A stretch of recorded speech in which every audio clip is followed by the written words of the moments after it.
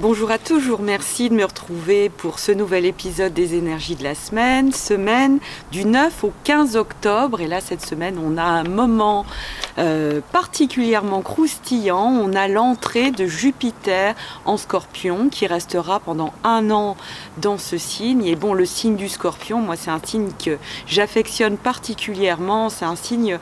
Voilà, dont on a dit beaucoup de mal, et je crois que quelque part en disant du mal du signe du Scorpion, c'est une part de chacun d'entre nous qu'on rejette. Le Scorpion, il fait partie de chacun de nous, et vraiment c'est important d'apprendre à le réhabiliter, d'apprendre la lumière et la puissance qui est contenu dans ce signe, hein, parce que c'est vraiment un signe d'intensité, c'est le signe des couleurs vives, de la vibrance de la vie. Sans le Scorpion, sans le signe du Scorpion, on s'ennuierait franchement. Et il nous ramène vraiment dans une intensité vibratoire qui est extrêmement importante. On s'est coupé beaucoup du Scorpion, on s'est coupé beaucoup de nos vibrations. Hein, on a mis des choses négatives, hein, au Moyen-Âge, l'aspect Scorpion, hein, c'était les sorciers, les sorcières, hein, tout ce qui était de l'ordre de l'ésotérique, du sombre, alors qu'on porte dans la lumière tout ça, on porte tous cette capacité de guérison par les énergies. On porte tous une capacité d'auto-guérison, hein, que souvent des gens découvrent parce qu'ils vont avoir une maladie grave, et ils ont besoin d'aller faire des démarches, outre le cursus médical, hein, ils ont besoin d'aller faire des démarches intérieures et découvrir bien le chaman, le sorcier qui se trouve à l'intérieur d'eux. Et après, ils ne voient plus la vie pareil, quoi, hein. Quand on a passé des caps scorpions, hein, scorpionesques, hein, je ne sais pas si ça se dit, eh bien on n'est plus jamais pareil. On voit la vie, on se dit oh, j'avais jamais vu tout ça, j'avais jamais vu qu'une feuille d'arbre, c'était aussi merveilleux, aussi magique. Et on vibre les relations comme on n'a jamais vibré les relations quand on a fait ce passage. Et cette quête, quand on a passé la quête du Graal, du Scorpion, hein, ce sont des quêtes vraiment très intéressantes. Et là, Jupiter rentre dans ce signe, qui est le signe qui fait suite au signe de la Balance. Alors, la Balance, c'est tout à fait logique, elle se retrouve juste avant le Scorpion. Tous les signes ont vraiment des étapes extrêmement bien agencées, hein. Le ciel est j'ai vraiment à cœur de réhabiliter une astrologie pour lequel...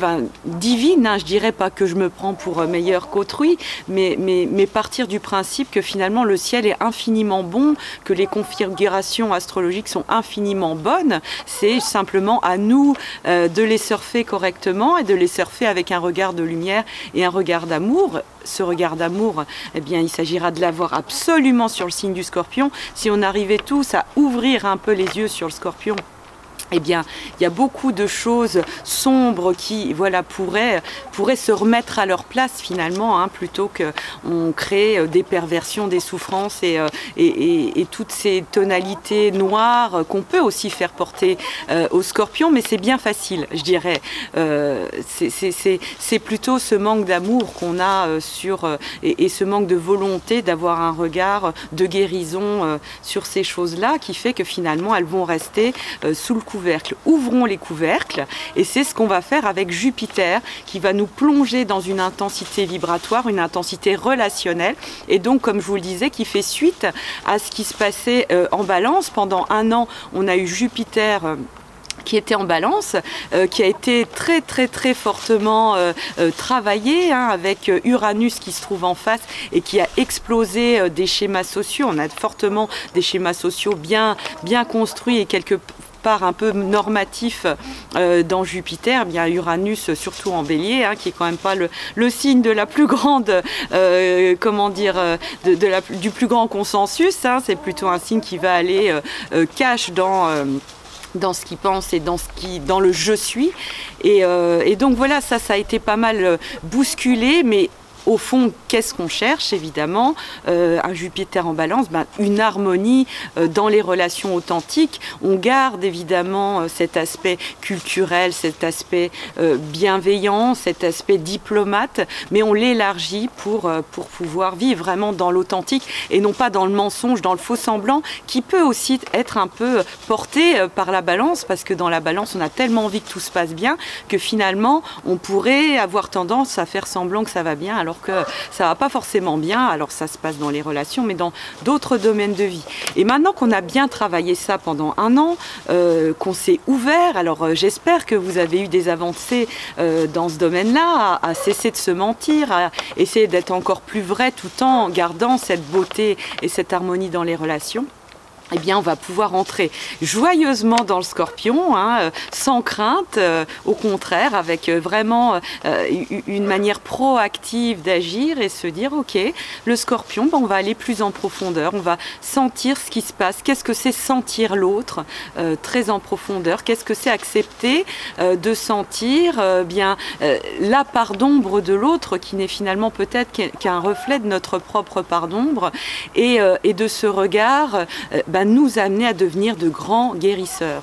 Alors d'ailleurs, ce qui est absolument intéressant, et c'est là que le ciel est vraiment divin, cette entrée donc de Jupiter en Scorpion qui se passe le 10 octobre, se passe au même moment qu'une opposition entre Vénus et Chiron. Or, Chiron, c'est le guérisseur, et Vénus, c'est la relation, c'est les ouvertures vibratoires, c'est le sens de sa valeur, c'est tout ce qui fait qu'on va attirer. La loi d'attraction est très en lien avec Vénus et aussi avec Jupiter, donc on va pouvoir actionner toutes ces choses-là, et elles vont être fortement intensifiées.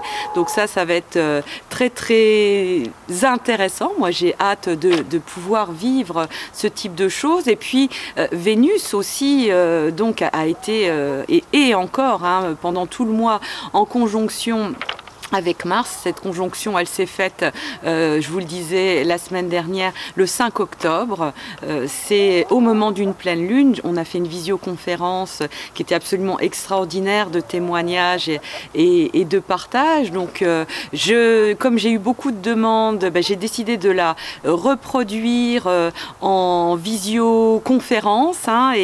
Et donc, j'ai enregistré hier une visioconférence de 43 minutes autour des notions, autour des clés majeures de cette rencontre et de ce renouveau amoureux. Et donc vous pourrez y avoir accès pour moins de 20 € dans la boutique. Et voilà, j'aurai plaisir à recueillir vos commentaires, parce que vous aurez la possibilité de commenter aussi cette vidéo et de faire partager cette envie majeure de renouveau amoureux et renouveau au sens large d'amour de la vie, finalement, puisqu'on élargit énormément. Jupiter est une planète d'élargissement, et donc on grossit, j'allais dire, mais on grossit au sens énergétique. On grossit et on s'intensifie aussi au sens énergétique avec Jupiter en Scorpion, qui nous parle, avec cette opposition Vénus-Chiron, d'une grosse guérison du féminin, au niveau social, d'une capacité à utiliser tout ce qui est relationnel, management, je dirais aussi, tout ce qui fait que on va faire en sorte que les équipes, ça roule, et ça crée une émulation et un enthousiasme collectif. Et bien tout ça, c'est en train de guérir et de passer vraiment à un autre niveau, encore une fois, au service d'un projet collectif, d'accord. Il y a beaucoup d'idées d'accord quand même dans Jupiter. On est en accord avec le monde, et donc l'objectif est vraiment d'être en accord avec l'humanité, de se ramener à l'objectif réel de vie, un accord avec l'humanité, un accord avec notre planète, qui est vraiment quelque chose d'essentiel. Là, je suis dehors, il y a eu un petit rayon de soleil à un moment, mais il y a aussi le bonheur d'avoir vu la pluie tomber il y a quelques jours. C'est se mettre en accord aussi avec tous ces rythmes de la planète et de sortir de certaines conventions dans lesquelles on est tous, hein, c'est de dire voilà, il fait beau. Alors qu'est-ce que c'est, il fait beau? Oui, si c'était le soleil 365 jours par an, bah, on vivrait, à moins d'aimer vivre dans le désert en permanence, mais vivre sur une planète de sable, je pense que c'est pas tellement conseillé, hein, et donc voilà, il fait beau, c'est cette alternance harmonieuse, et ça Jupiter en Balance nous l'apprend et nous amène à une autre dimension de ce que c'est l'harmonie. Et une fois qu'on aura bien travaillé, c'est très important d'être très au clair avec ce qui est beau et harmonieux pour soi et pas forcément tout laisser la culture et la société décider pour nous, hein. C'est intéressant de comprendre ce que la culture et la société décident, mais il s'agit maintenant de s'approprier tout ça pour reprendre en main notre pouvoir et pouvoir l'utiliser avec ce Jupiter en Scorpion, parce que le Scorpion, c'est quand même le lieu du pouvoir. Et là, vous voyez bien le lien entre la Balance et Scorpion, c'est ce qu'on travaille beaucoup dans l'auto-coaching. On travaille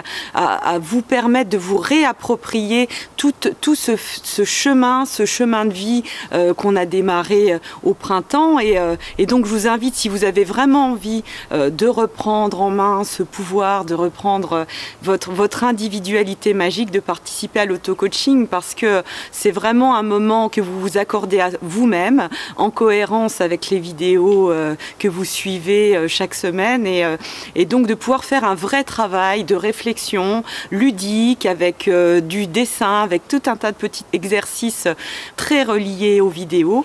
Et donc voilà, en plus de ça, à chaque lunaison, je propose un live où vous pourrez poser directement vos questions et j'y répondrai en direct, et c'est toujours un moment très joyeux, hein. J'ai l'habitude de le faire dans mon petit jardin à la lueur de la bougie. En tout cas, c'est ce qui s'est passé la dernière fois, et c'est en tout cas un moment pour moi, un beau moment de partage, voilà, que j'espère passer avec vous. En tout cas pour ceux qui veulent faire émerger cette magie en lien avec les planètes. D'ailleurs, d'où l'intérêt d'un suivi planétaire, parce que tout ce qui arrive dans le ciel ne nous tombe pas comme ça d'un coup, hein. C'est ce que pourrait nous faire penser parfois certains horoscopes, où tiens, tout d'un coup, voilà, les choses nous tombent dessus. Non, il y a un vrai lien, il y a une vraie lignée. Et là, qu'est-ce qu'on a aussi dans le ciel, et qui est en complète cohérence avec tout ce que je viens de dire, c'est qu'on a une conjonction supérieure de Mercure. C'est-à-dire que Mercure nous a donné l'impression de revenir un peu en arrière dans le ciel, et là, il arrive à son apogée. On arrive à une prise de conscience le 8 octobre de qu'est-ce que c'est que notre indépendance d'esprit. Où est-ce qu'on en est par rapport à notre indépendance d'esprit? Est-ce qu'on est vraiment capable d'avoir chaque événement de vie un regard neuf sur ce qui nous arrive, ou est-ce qu'on est encore pris dans les croyances, dans une culture qui finalement n'a pas toujours beaucoup de sens? Et pour bien comprendre ce que ça représente pour vous, parce que ça je le dis d'un point de vue général, mais pour bien comprendre ce que ça représente pour vous, il faut suivre tout ce cheminement de Mercure et de cette rétrogradation qui a commencé il y a quelques semaines. Et ça, c'était dans le dernier journal de bord. Donc le nouveau journal de bord que vous recevrez si vous vous inscrivez à l'auto-coaching, il parlera justement du résultat de toute cette rétrogradation de Mercure, de cette remise en question qui nous permet d'émerger comme être humain indépendant. Voilà, donc il n'est jamais trop tard pour démarrer cet auto-coaching. À partir du moment où vous allez choper le fil, eh bien vous allez pouvoir complètement suivre votre surf planétaire et être vraiment toujours en accord, quels que soient les événements de vie, en accord avec qui vous êtes, avec votre authenticité et votre énergie vibratoire qui a besoin de prendre encore plus de place. Prendre de la place, c'est vraiment le but de Jupiter, et plus on prendra de place, plus tout le monde aura de la place, parce que la grosse croyance, c'est qu'évidemment plus on prend de la place, plus les autres sont obligés de se faire tout petits, mais non, pas dans les champs vibratoires. C'est ça que va nous apprendre le Scorpion, c'est que d'un point de vue physique, évidemment, quand je pose une table quelque part, il faut que je dégage un meuble, il faut, voilà, ça c'est les plans physiques, mais dans les plans vibratoires Scorpion, et d'où l'importance de le réhabiliter, plus on prend une grande place vibratoire, une grande place d'amour, plus les autres vont pouvoir prendre aussi leur propre place. Donc c'est ça que je vous invite à faire Voilà, avec cet auto-coaching qui est vraiment magique et qui permet à chacun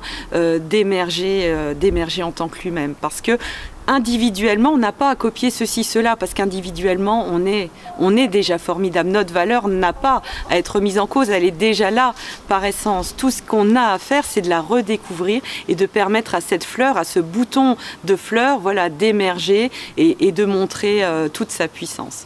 Voilà, bah écoutez, je vous souhaite de belles énergies, une belle entrée de Jupiter en Scorpion le 10 octobre. Je vous embrasse et je vous dis à la semaine prochaine.